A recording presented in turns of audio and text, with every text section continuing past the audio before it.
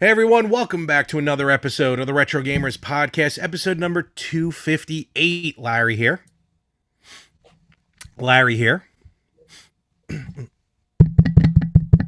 Ant. What? Hello. Oh, hey. What? Hey. No, we're ready. We're up and running here, my friend. Oh, I'm sorry. We're live, pal. I'm shopping. What? it's Black Friday's over, Cyber Monday's over, Tricky Tuesday. You know, they're all done. You know what? I mean, yeah, Black Friday started like November 1st. Like it really did. Like it's ever going to end. I mean, and come on. Like you mentioned, is there a difference now between Black Friday and Cyber Monday? No. Not anymore. No. So I'm surprised they just don't say, hey, Black Friday prices are now the same as Cyber Monday. It's like they just it's like they change everything by $1. Shopping weekend. Yeah, basically. That's pretty much about it. So, well, are you buying anything interesting now? Share with the class. Well, I was looking at some Nintendo Switch games because there have been some interesting sales, but okay. I think I missed out on the good ones. The good ones. I wanted to grab Super Mario Brothers Deluxe U or U Deluxe. U Deluxe, yeah. Yeah, U Deluxe. And I think I saw it down to like 27, but that disappeared really quickly. It's because probably Nintendo found out about it. Yeah, Nintendo found out. It's like, it's like you're giving more than a $10 discount. No, we can't allow this. So, how dare you? How dare you? And then they like hack in and change the prices. Walmart. But all right, no, well, nothing today. But I did pick up a few things for Black Friday. So anything just of note, like anything, like what was the top thing? Avengers for PS5 was down to $10. Oh wow! And for a PS5 game, I'm like, okay, I'll grab that for 10. Because I never got it before. Guardians of the Galaxy, which just came out last month on my birthday, was already already cut down by over half. It was $27. All right. So I grabbed that too. I was like, all right. That's really it for like newer games that were on sale Black Friday. Like the bigger stuff. Like I said, yeah, like those are the big ones. I mean, there were a lot of really good stuff. Like if you are a big Switch player, there were a lot of Switch games marked down. It's like over 2,000 of them. Yeah, like and then a lot of like physical copies were down like $20, which is a lot for a Switch game for sales. So there was a bunch out there. It's just that I guess I was a bit conservative this year. All right, fair enough. Didn't really. Well, I still have a backlog anyway. So it's true. And a lot of the games that are really deep discounted, I already bought full price. So because that's what you do. No need to do that again. But a couple of things which I'll show later when I get them. I did buy a couple of things with Black Friday sales, but they're more going to be the visual. So we'll wait till those show up. I think they're pretty cool. So I did grab Luigi's Mansion this weekend for the GameCube, okay, good. Which I've never played. You're gonna love. Did you get 3? No, I never bought 3. So okay, so you never played any of them. No, I never owned any. Yeah, like I borrowed the first one from somebody when I was in Florida, and I was really enjoying it, and then I moved, so I gave it back. So I was like, okay, I got to grab it again so I can continue. So that's what I did. All right, very cool. And perfect time for me to go back through it and finish it because we restarted our 2020 2021 challenge. Yeah, GameCube qualifies. So working on that, and I am maybe 80% done with Super Metroid. I'm getting there. Okay. All right. I just got into Meridia. So what does that sound familiar? Meridia? No. It's after the wrecked ship. I thought it was another game. No, I know what you're talking about. Yeah. No, Meridia is an area in Super Metroid. No, it is. You're right. Yeah, and I just got the ball spring where now you can, you can jump up as a ball. That's so helpful. Oh my god, so helpful. Yes. Yeah, absolutely. Of course they put it like last in the game. Or almost last. So.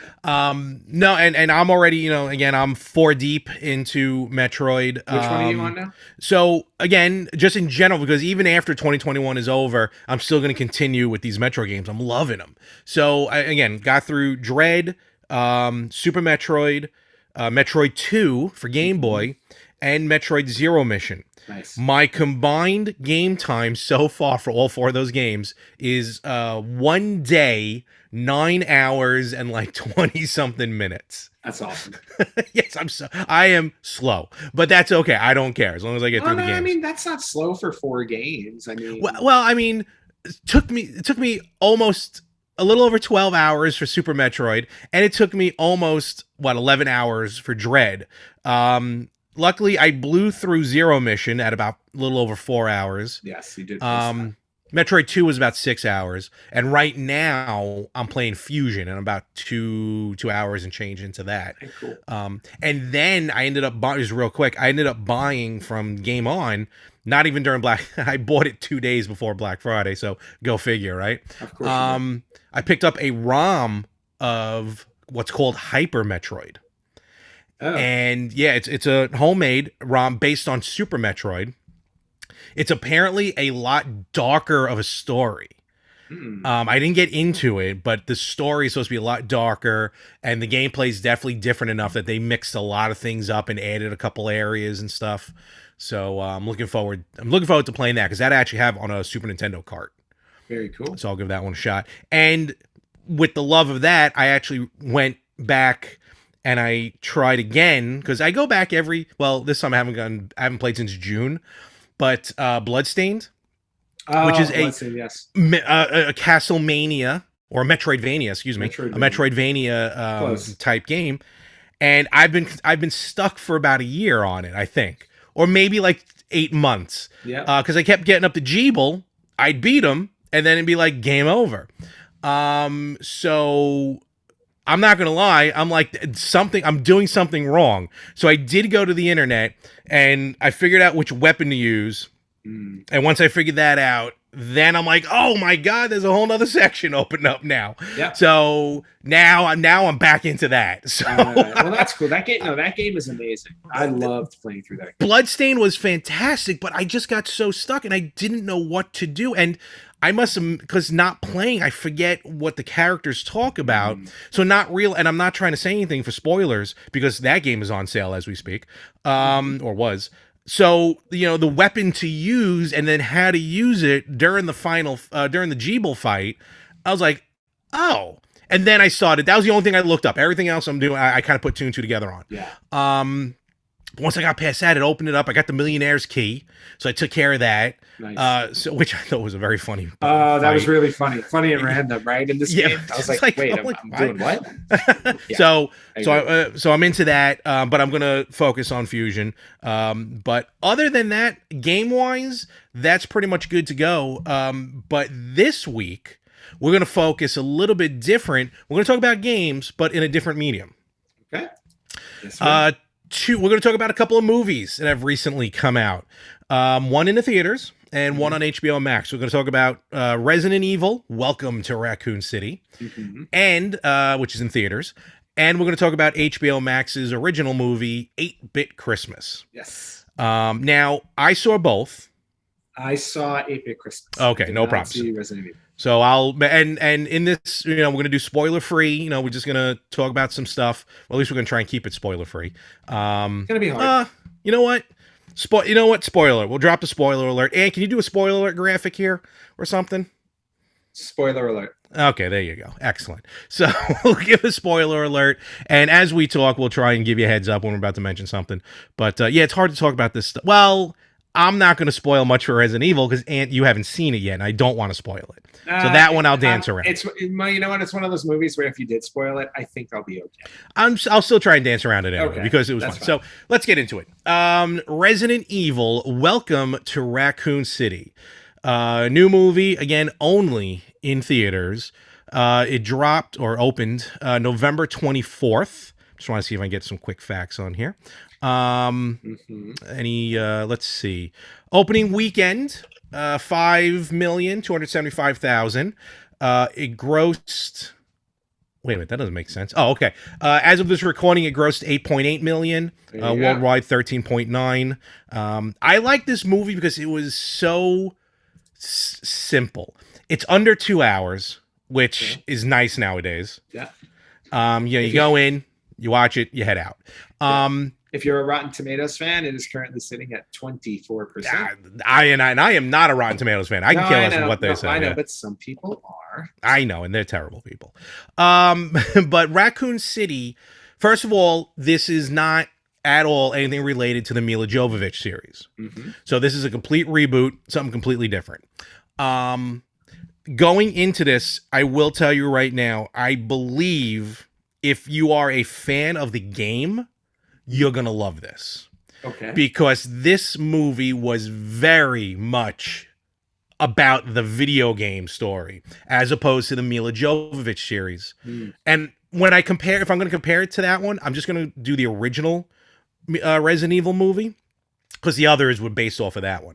Right. And just real quick with the Mila Jovovich one, yeah, it really, you know, they had an original character that Mila played. It really didn't. Yes, Alice. It didn't really take. I mean, it took place in a mansion, but really not the mansion. So you know, it didn't have that game feel, video game feel. Now me, and I know this is where I think we're a little different on this one, Ant.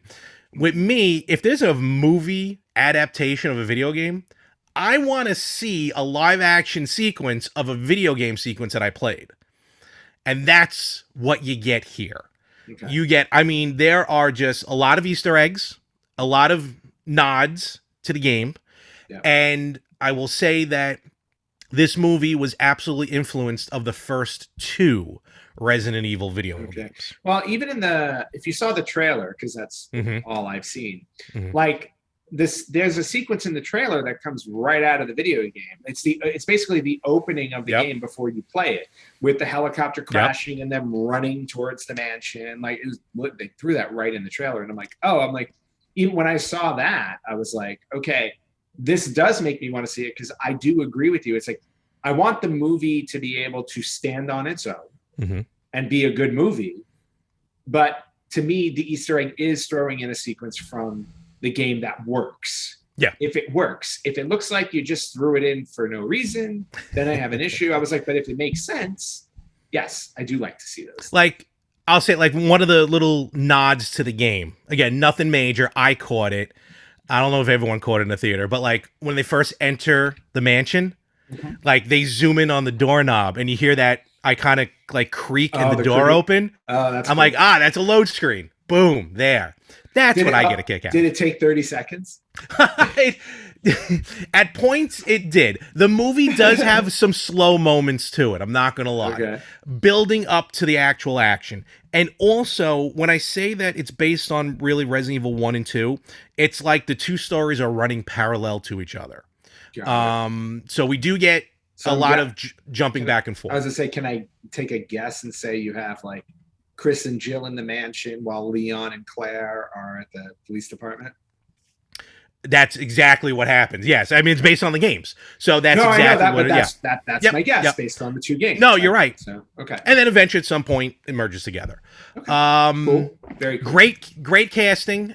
Just real cool. And I don't know where some of these actors and actresses are from, but for me, and I know I'm gonna be misquoted when I say this, but you know, no, and I don't mean it in a bad way. It's just these are iconic characters and. The actors and actresses who played them, they weren't done so differently that I'm like, all right, well, there's something going. Like they're doing this for a reason. Like, okay, these are the characters. You can put them in the game. Yeah. That original, if they're original characters, do what you want. Yeah. Looking at this now. Claire Redfield, Kayla Scoldario. Kaya Scodelario. Kaya, yeah. Robbie Amell, Chris Redfield. I wonder any relation to Stephen Amell. That's his brother. Oh, it is his brother. Okay. It is his brother. Yep. Hannah John Kamen as Jill Valentine. Neil McDonough as William Birkin. Yep. Tom Hopper as Albert Wesker. And he is. Avon Johai as Leon S. Kennedy. I don't know how to say his name. Yeah, that one's a little tough. Yeah. And then there's some other ones, some I don't want to mention only because actually they kind of happen near the end as a spoiler. Do they have phonetics for names on IMDb? They do not. It's hard. One actor I do want to point out, because when I saw him on the screen, I was like, yes, he's in something else. Nathan Dales. You might know him as Derry from Letterkenny. He plays the helicopter pilot, Brad Vickers. Nice. So I was like, cool. Nice to see him in a movie. So coming out of this movie, and this is probably where you're going to... Tangent. I always see, for Letterkenny, I always see one of the hockey guys in other things. Oh, with the long blonde hair. Yes. Yes. He's been doing a lot of stuff as well. He pops up all over the place. He was actually in a show as a hockey coach. I don't remember Yeah, what it was. no, he was in the. He was Was in he the Mighty Ducks? He was in the Mighty Ducks show. That's what it was. He was coach of the Ducks. Yes, that's right. I guess he just needed a hockey experience, and he had it. Yeah, exactly. So bottom line, this is it. I think this is where, unfortunately, you might lose interest in it. Okay. And I loved it for this reason. It at times did feel a little B movie like. Oh no. Like in the beginning of the movie, like it was very. They're like, "Hey, how are you, Jill Valentine?" I'm doing good. Chris Redfield, like really pointing out who's who. Now, did they do that as an homage to mock the game? Because one of the most memorable things about the first Resident Evil, in a negative way, was how bad the voice acting was. It was atrocious. It was. I think it was good for 1996 or whatever. No. But whatever. It was awful. The game was amazing, but when they had cutscenes and they started talking, oh my god. It was They might have. A little bit was on the nose, and then, but moving on, it kind of dropped from there. But the beginning was very like that. And like I said, the beginning was a bit of a slow pace, but it kind of got to where it needed to get to. I felt the special effects in the movie, it wasn't overly horror based. I mean, there was some jump scares here. They definitely were able to get the feel of the game. The game, when you play the original game, and I am not an expert on Resident Evil. You know, I've played Resident Evil 1, I've played 2, a little bit of 3. I don't think I played Code Veronica. But then again, the movie was really based on 1 and 2, and there were some hints of the remakes of 1 and 2 in there as well. Okay. But the first game is very claustrophobic like, because you're playing in a tight space in those hallways. Yep. And the movie definitely does represent that. Okay. Like there are moments where you feel like you're just like, I can't move. Okay. Special effects were really good. I think for the most part, a lot of it was, what do they call it? Not CGI. Like when it's actually tangible, like you can touch it in front of you as an actor. You mean like physical effects? Yeah. I can't think of the proper term for it, but practical. Yes. There we go.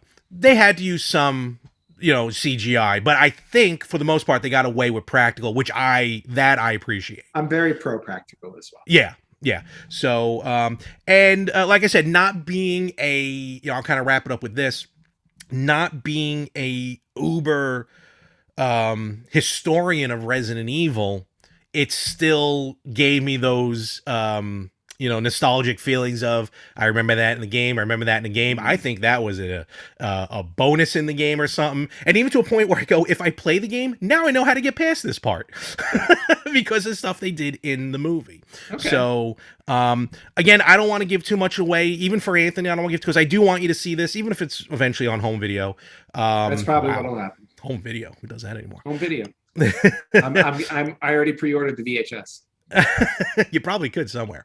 Does it, again, is it Oscar worthy? Absolutely not. But it is a fun trip. It will give you a little bit of scares, but it'll definitely give you a lot of nostalgia. The way they set up for a sequel is there. Mm-hmm. And I do hope they do a sequel, because obviously it would be Nemesis if they're going now in order of the games. Yeah. It would be.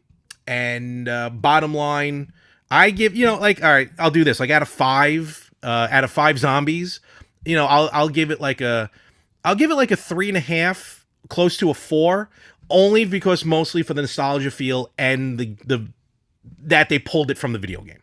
Okay. I think that's fair. So that's my summary of it without giving anything away. You gave it a 3.5. Then if I'm grading on the scale compared to you, I'd probably give it like a 1.5. Oh yeah, no, don't get me wrong. You definitely judge worse than I do. I know that, and that's fair, because I don't judge worse. I'm just more critical. And because you're there, you're in it, you know it. That doesn't mean anything. To me, it does. So, but go check it out. You know what? Check it out for a matinee. Save some money. Okay. So, and what's the best thing I found out though, because this is the second time I've been to a movie theater since the pandemic. And I didn't realize this the first time I went, but to continue with contactless, the soda machines, you can now run from your cell phone. Okay, that's kind of cool. You just put your cup down, you scan a QR code, and then you just fill it from your phone. Oh, wow. Okay. Kind of fun. So, and finally, I made the mistake of, and I told him, like, I don't care about it. I just find it funny. I went with a friend of mine and his two daughters. So the four of us went. They were kind enough, they picked up the ticket for me. I was like, all right, cool. So we get to the concession stands. Like, all right, I order a concession. Always get my nachos and cheese. Always got to have nachos and cheese at a movie theater. And then I'm like, all right, you know what? Everyone get a snack on me. Oh, oops. Big mistake, because at least on Long Island for 4 people and a bunch of snacks, it cost me over $60. Wow. and he was, my friend's like, I'll pay back. I'm like, honestly, I don't care. I just find it funny. And I don't have a family. I don't know how families, or at least family of 4, can afford to go to the movies. But I was flabbergasted. Welcome to the theater. So, wow. But yeah, so check it out. Check out Resident Evil. It's a fun ride. Again, not going to blow your socks off, but it's a fun ride. Fair enough. Okay. All right. And then the next movie that we both can now talk about, this one will probably be a bit more spoiler heavy, is from HBO Max, 8-Bit Christmas. 8-Bit Christmas. This one was a lot of fun. That's exactly what it is. It's fun. That was the only way to describe it. I watched it and I said, this was fun. Yep. This was fun. Absolutely. Let me see if I can pull up some stuff here. Well, there's going to be no... there's going to be no box office stuff. It released, I think, on Wednesday, right? The 24th? Yes, November 24th. Runs for a little over an hour and a half. Yep. And obviously starring Neil Patrick Harris and a bunch of kids. Oh, yes. Wait, I'm sorry. Neil Patrick Harris, Steve Zahn. It was nice to see Steve Zahn. And then a bunch of kids. Yeah. Yeah. And for the again, overall, it hits that nostalgia feel, but for a completely different reason. Yes. It tells a story. Go ahead. I was just going to say, it hits the nostalgia in the sense of it was kind of like watching a piece of our childhood. Absolutely. It's the story of Neil Patrick Harris talking to his daughter, telling her about, his trying to get a Nintendo for Christmas. Basically, that's what it is. Mm-hmm. We're talking the original Nintendo Entertainment System. Yep. So it takes place in the 80s. So a lot of 80s references, of course. Oh, yeah. It was great. I got to say, though, the cast of kids that they got, they nailed it with every one of these characters. Yeah, they were a lot of fun, and they did do... They went a little bit of a stereotype route, like they did some stereotypes with them. But to your point. Oh yeah, of course, yeah. Yeah, but the kids knew exactly what they were supposed to do.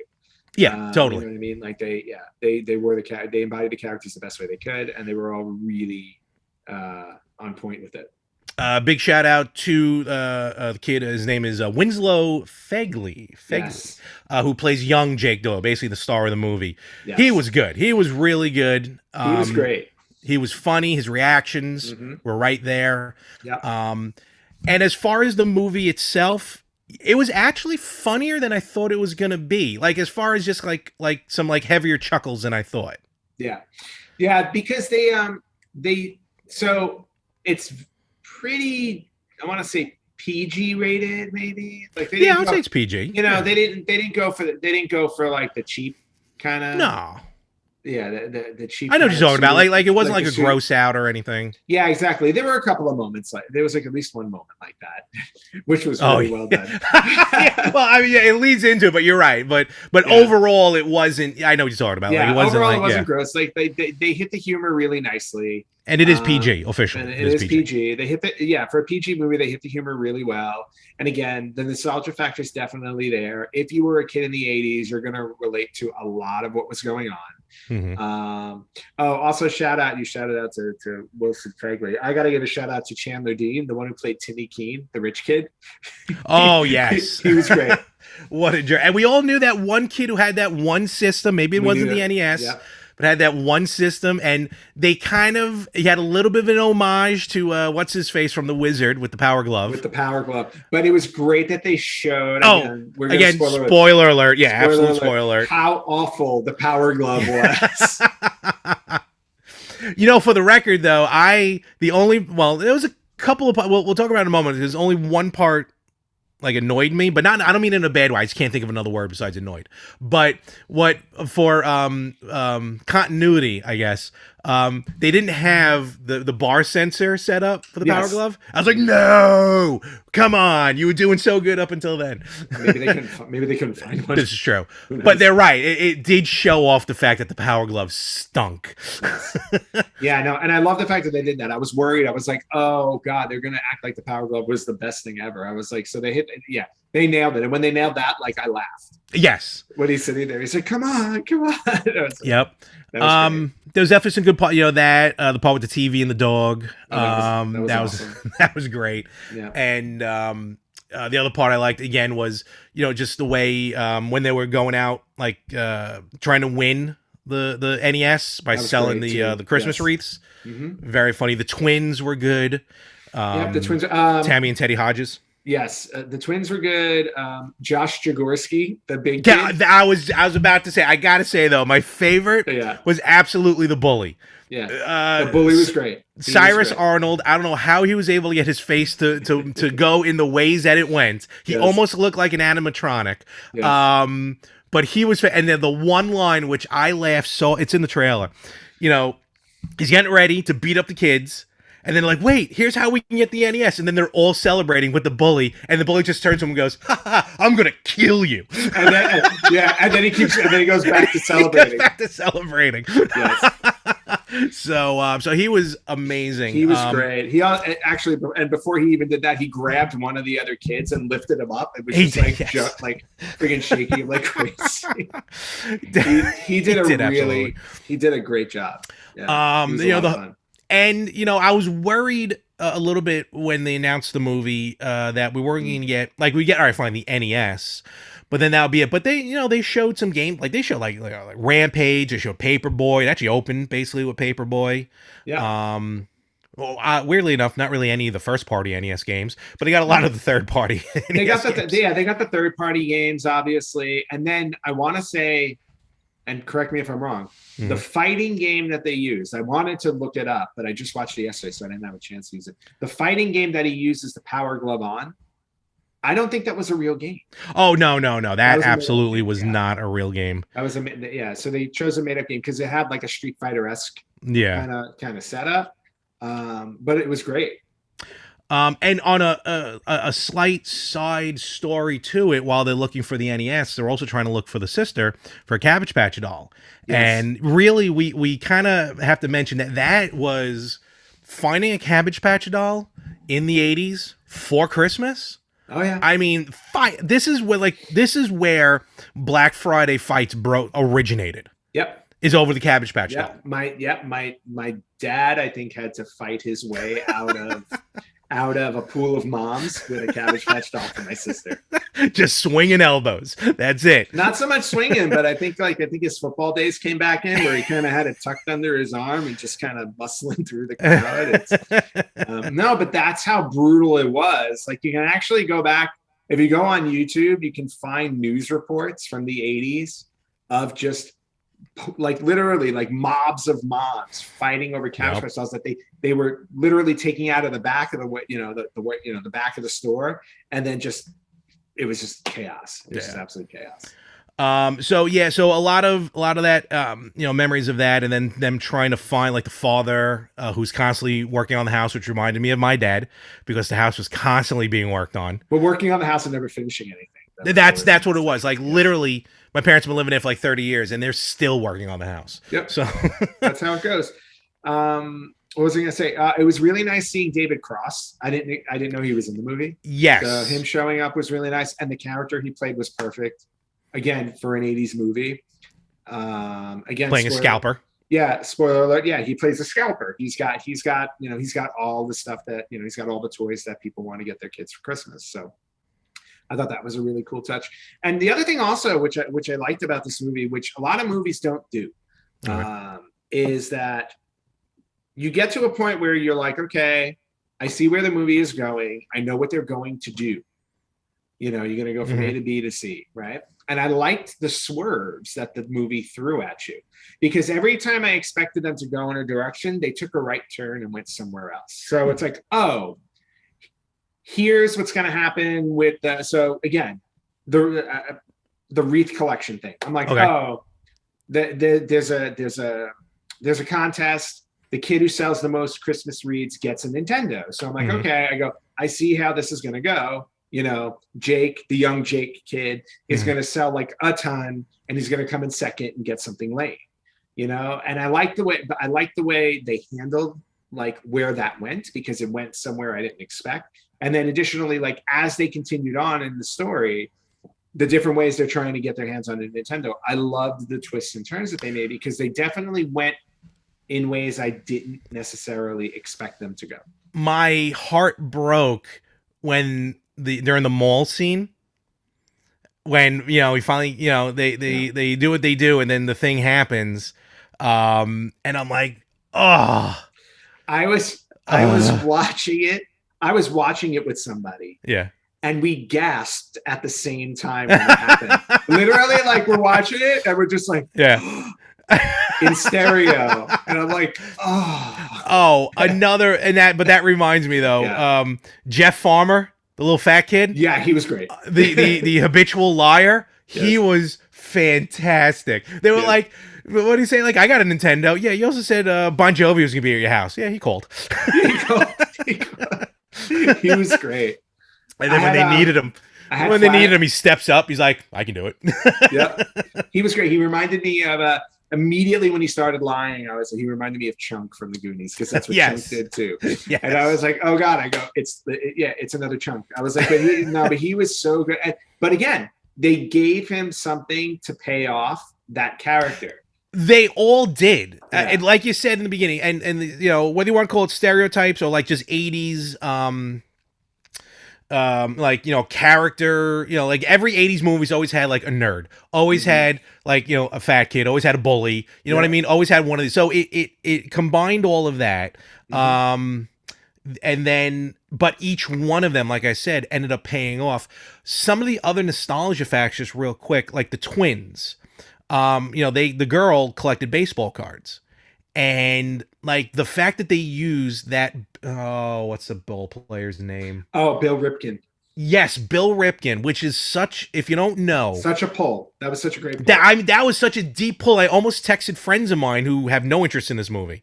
I'm like, you can't believe they just use a Bill Ripken card, because we've talked about this. This is a very famous baseball card where the guy posed for the card, has a baseball bat, and on the butt of the bat says F off or F this. Yes. But the full word. Yeah. And they released it. So because they didn't catch it. No, not at all. Yeah. So the fact that they use that, I was like, all right, now they really put effort into this, and that I quite enjoyed. Yeah. I mean, so many. Yeah, to your point, like there were so many. There was those little things that, like, you can tell that the writer of the movie, obviously, very connected to growing up in the 80s, and he threw in so many little things. Again, this is not a real big spoiler, but the twins who were born, obviously, I was going to say this. The twins born on the same day, obviously they're fraternal twins, but born on the same day. So they always get gifts they have to split. And their birthday is a few days before Christmas. So all their gifts are combined. Like, just touching on that, because I knew people like that. Me too. I was going to say, everyone knew a kid who had a birthday in December. And I knew a kid who was like literally like a week before Christmas. Yep. And you get that, like they got a present from grandma. Happy birthday and Merry Christmas. Yep. She opens it up, and then I think there was a note saying, don't forget to share with your brother. Yes. By the way, this is for both of you. Yeah, exactly. I can't even imagine what that would have been like. Yeah, no, but like touches like that, like you can tell like that the writer like really took great care when he was really like writing out these scenes, because like almost every scene had a little bit of that, and it was funny, and in some places it was touching. And then I'm not gonna give a spoiler for the ending. Yeah, but the ending of the movie was so not what I expected, and it was like, I was like, wow. I was like, I did not expect to feel this way when we got to the end. So that's what annoyed me about the movie. The ending. I wanted the ending to not swerve. Oh, see, and I loved it because we sat through an entire movie expecting something, and we Yep. knew it was going to get there. Yep. And I'm like, yeah, we're going to get there. There's no question about it. But the way that it got there, to me, was awesome because it was not what I expected. The only reason why I didn't like the ending was the way the explanation afterwards occurred. Did you feel like it was a little too like a throwaway, almost? Yeah, that's exactly how I felt. Like, I can understand that. That's the only reason. And again, it didn't ruin the movie for me. But I was just like, oh. And then when they did that with the explanation, I was like, oh. Like, okay. But that's me. Check it out for yourself. Let me ask you this, because, and look, when I say this, I am not at all comparing the movies. One is definitely a classic and better than the other. But, like, did this have some sort of modern, like when I say a Christmas Story feel to it, just like, okay, here's some kids, Christmas time, we got some antics happening. You know what I mean? Again, I'm not comparing it. I'll tell you, I'll say no for this one specific reason. Christmas Story to me is very fun. It exists in its own little bubble because A Christmas Story to me is kind of like a series of shorts put together into a film. Jeez, I never thought of that. Wow. Because there's no plot in A Christmas Story. There's none.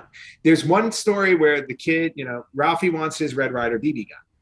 But the whole movie is really not about him getting the Red Ryder BB gun. It's about him and how they spent their Christmas. So you had scenes that had nothing to do with that BB gun. It was all about, getting weird presents from your relatives or having to go see Santa Claus at the mall, things like that. You know what I mean? Like there are a bunch of, getting bullied at school. Again, stuff that had nothing to do with what he really wanted in the movie. This movie is a more traditional film where you knew what the story was from the beginning and you knew what they were going after, and everything was about getting to that goal, getting a Nintendo Entertainment System. So I don't weigh them the same. That was a thesis right there, folks. Yeah. I was not expecting that. I mean, It makes sense. No. I never thought of a Christmas Story like that. A Christmas Story is like it's a slice of life movie. True. You're going All right, fair in enough. to just watch. Yeah, you're not getting a plot. You're just getting a slice of life. So then let me say this then. Would you throw 8-Bit Christmas into like definitely something that like a family can watch almost every year as like a nice holiday Christmas movie? 8-Bit Christmas to me is a more enjoyable Jingle All the Way. Fair enough. Okay. You know what? That I can take. I can absolutely take. You know what I mean? That. Same story. Jingle All the Way was about getting the action figure doll, right? Yes. Parent trying to get the action figure doll for his kid. Like it's kind of like that with the kids trying to get the NES. So yeah. All right. Do I put it as a holiday film? Absolutely. Would I watch it every year? Yeah, I would, because again, the nostalgia factor for me made it work. All right.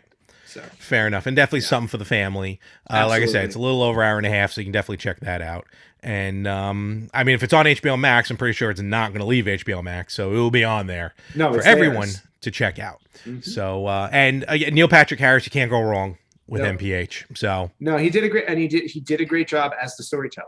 And that's what he's a very good storyteller. I mean, he's a very good actor. Don't get me wrong. Yeah. But storytelling wise, he was very good at that as well. Yes. So and Steve Zahn embodied literally every dad from the 80s. You know what? I liked about Steve Zahn? He didn't make it a parody. Yes. Like, okay, yes, he's constantly working on the house. And the recurring joke is, where did he leave his tools? And they're in the stupidest spots. Yes. But at the same time, like, when he had to be a dad, he was a dad. He was a dad. And he would lay down the law. Mm-hmm. But otherwise, it was. So that's what it was. The movie bordered. It always kind of bordered on almost being a satire of itself, but it never crossed the line. And it kept it in almost reality based, except for when a few crazy things. Yeah, actually playing the system. Yes. that was the stupid things. Like, don't worry about your sister. Yeah, exactly. So what? So would you rate it any? Like, what would you give it? What would be the Anthony rating? 1 out of 5 NES cards. Oh, 1 out of 5 NES cards. I would probably give it. For me, as a movie, I'd give it like 3.5 for me. I'll bump it up to a 4 for the Me too. nostalgia. Definitely 4, nostalgia factor. And that's what these two movies really are about. But in a way, ironically, ironically, I guess, Resident Evil, Welcome to Raccoon City, and 8-Bit Christmas both had in very different ways. Two completely different films. but very much nostalgia factor, and both fun rides. That's really what they are, fun rides. So check them out for yourself. If you saw the movies, definitely hit us up on social media. Let us know, because when I posted a picture of the Resident Evil poster when I was there, definitely a lot of people would just assume it's going to be bad. Don't go in assuming it's going to be bad. You can walk out afterwards thinking it's bad, but just go in. Just know that it's bad going in and enjoy it anyway. That's what I do. Just enjoy the movies. I also like bad movies, but enjoy the movie and just have fun with it. So. Yeah. All right. I don't know. We're going to keep this one on the short end, probably. You want to wrap it up? No, I think so. Fair enough. I want to go back to Sean. You weren't doing that this whole time? No. I was actually talking, especially about 8-Bit Christmas. Yes. Just one thing to throw out there this week, just so we don't miss a retro birthday. We did a lot of retro birthdays last week. We are completely retro birthdayed out. I was like, but we would be remiss if we did not bring up that this week marks the 20th anniversary of Super Smash Bros. Melee for the Nintendo GameCube. That's the one that really took it off. Yep, arguably the best Smash Brothers game in the franchise. That's what they say, and it's funny, like I didn't get into Smash until like the Wii and the 3DS, but still Melee, everyone's still playing tournaments with it, still playing battles with it, and the fact that even with the Wii U and the Switch, Nintendo released brand new GameCube controllers to play on Smash Brothers Ultimate. Yep. That goes a long way saying as well how good Melee was. Yeah, because the GameCube controller is considered the ultimate controller for Smash Brother games. It's so rad. It's so rad. Oh, boy. So, very cool. Happy birthday. This is a controller that actually works. I had a Power Glove. Did you have a Power Glove? I did not have a Power Glove. I had a Power Glove, and because again, folks, when I was little, I thought Husky was a brand. The large Power Glove still made the tips of my fingers go numb. So and you still used it. I did. I had that Power Glove. I remember playing it, using it. Yeah, everything turned blue as far as the tips of my fingers. Did any game really work with it? Like maybe Clax at best? I don't even remember being able to truly to get it to work. I mean, I probably did. I probably tried it on Rad Racer. I don't think I tried. No, I tried Punch Out with it. I definitely played Punch Out with it. But like it was weird. The way my TV was set up, I could never get. All right, so here we go. So the Power Glove had these 3 sensors that you put on the TV. Yep. Basically hit the 3 corners of the television. But the way my TV was set up, it was on. Now this is, you got to think, back in the 80s, I had like a regular deep television, like a CRT television, that somehow my parents put on the wall. Okay. There was like a mounting bracket that they put on the wall, but it was on a slight angle. So the stupid thing would constantly try and slide off. So I can never get it to really go. But I played Rad Racer with it. I played Punch Out with it. And then eventually I got tired of it. And then I snipped the power cord. And then I would just use it to be like, I'm a superhero. And then, being an only child, I would just imagine things and just play. And that's how my Power Glove ended up. Yeah. Well, Larry, so basically the moral of the story is you haven't changed. Because today it just dawned on me. In 2021, you play things, and when they don't work, you throw them out. Well, to be fair, I continue to use the Power Glove just more for using my imagination as a young child and as an only child, just playing alone in my room. But yes, I did. I snipped the power cord. I did, and I just used it as a glorified, like superhero glove. Say no more. But it was probably a long time before I did that. Yeah, but still, say no more. That really does sum up everything. I guess it really does. I guess it does. Yes, it does. Who knew that after 5.5 years that really all we were doing here was your therapy? Oh, we have a long, long way to go. And where can they find us? You guys can find us on Facebook.com/RetroGamersPodcast. You can find us on Instagram at RetroGamersPodcast, on Twitter at RetroGamersPod. You can watch us on YouTube, and you can listen to us wherever you listen to podcasts. You can email us at email@theretrogamers.com, and you can find Larry probably in Bellevue very shortly. As long as I get naps, I'm good to go. Man, they give you naps. I think they give you drugs too. Even better. Drugs and naps. Hopefully everyone had a wonderful Thanksgiving, and hopefully you had a good Thanksgiving.